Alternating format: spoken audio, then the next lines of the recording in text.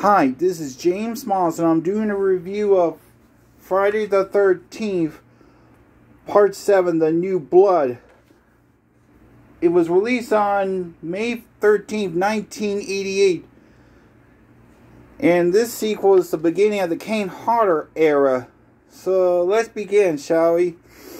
We get a recap from the guy who played Crazy Ralph in the first two, who was still alive at the time. That was everything about Jason Voorhees, everything. We get to the title credit and to the title card, and then we get to the scene where Tina was a little girl who was mad at her dad because she was fighting with her mom.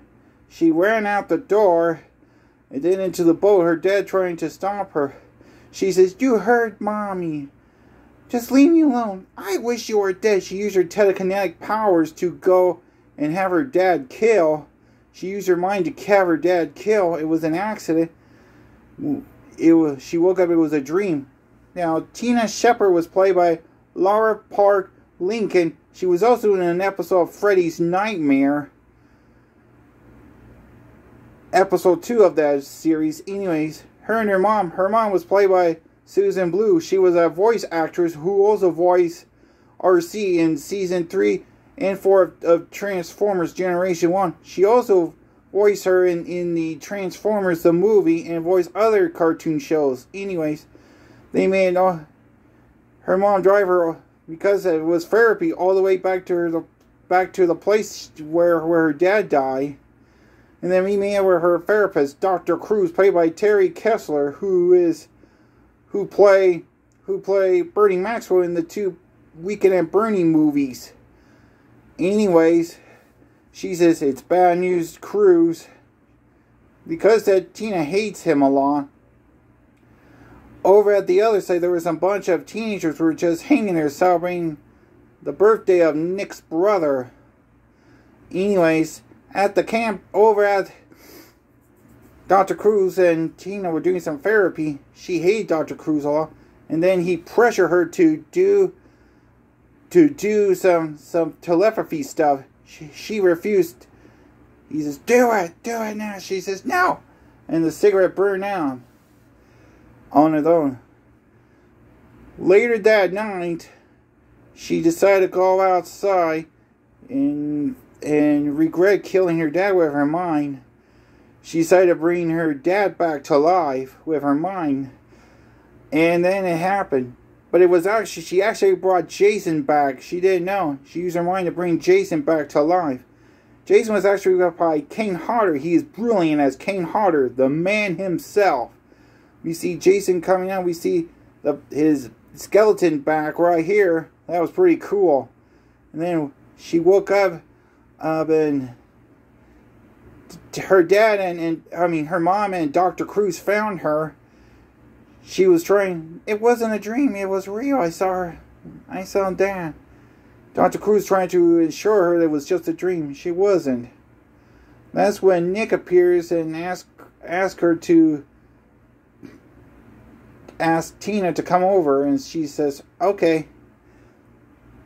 And then we get to a scene where Nick's brother and this girl he was with, they were supposed to be at that birthday party. But then she blattered by accident and saying that Nick's there. Like, how? Like, how? It was supposed to be happy birthday. Okay. And then Jason went up and first he killed Nick's brother, and then he went up and killed his girlfriend. The next two he killed were just some campers. He killed this guy, then killed this girl. Kane's favorite scene when he hit her, killing her by swinging her body into the tree.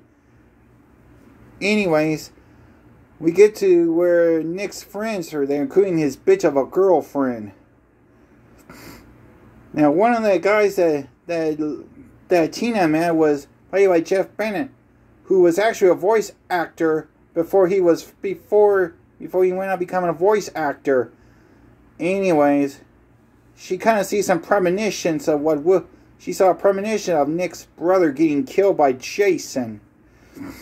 Next, The next day, Nick tell Tina about his past, where he was from. He was from Pittsburgh, and he hang out with a bad crew. Hang out with a bunch of bad people. Anyways, we see we see Nick's girlfriend spying on them. Later that night, Jason went up and snuck in, goes over to the house where the party is, and starting killing everyone. Yeah, but then we get to the scene when Tina's mom found the videotape of her daughter's sessions with Dr. Cruz. She found out that Dr. Cruz was abusing Tina for her telekinesis powers in the videotape. Her mom was pissed off at Dr. Cruz, and he says, "I'm going to take Tina back to that facility, and that's final." Tina overheard and decided to run away, driving her mom's car, she was trying to drive away, but saw Jason Voorhees and trying to ran him over.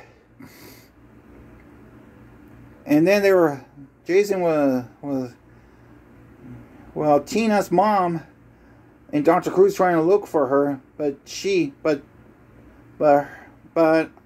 Mrs. Shepard was pissed off at Dr. Cruz, saying, "You're gonna get it. I'm gonna have you fired in no time." But then Jason appears, and then Dr. Cruz, that asshole, grabbed Mrs. Shepard and used her as a human shield. Jason went up and killed her instantly. And then Dr. Cruz saw Tina and Nick went back to the place, and they found all the newspaper clippings about Jason Voorhees, and found this was left behind, saying, "I knew I wasn't crazy." And then Nick says, "I'll go get the others while you go find your mom." Tina was looking for her mom and found Dr. Cruz trying to show her that your mom is out there. "No, I wasn't. Get away from me." Jason found Dr. Cruz, and my favorite thing when he killed Dr. Cruz, that douchebag, killing him instantly with a guarding equipment. Anyways, Tina used her telepathy mind, and the showdown begins, and managed to distracting her while she get away from Jason when she saw Nick and his girlfriend inside. He tried to tell her that they're all dead. She says, "You're fucking nuts." She says, want to join?" And then Jason appears, kill her instantly, and shove her into the TV. And then we get the infamous battle where Tina used her mind, broke Jason's mask off, and then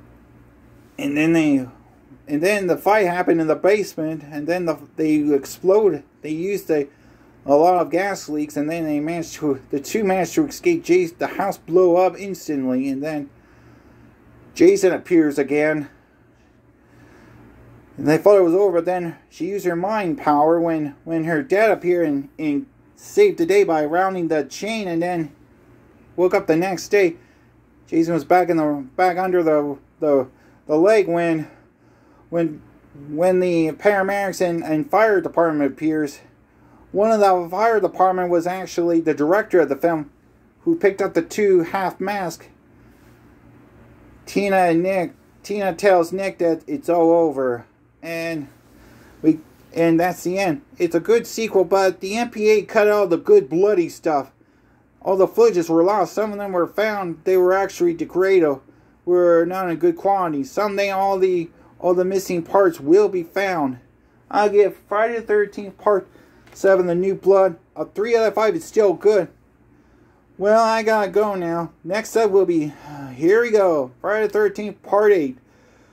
Jason takes Matt Hannon. Would he raise some hell in New York? We'll find out. Until then, I'm going to train my mind to fight up against Jason Voorhees. Well, see ya and stay safe.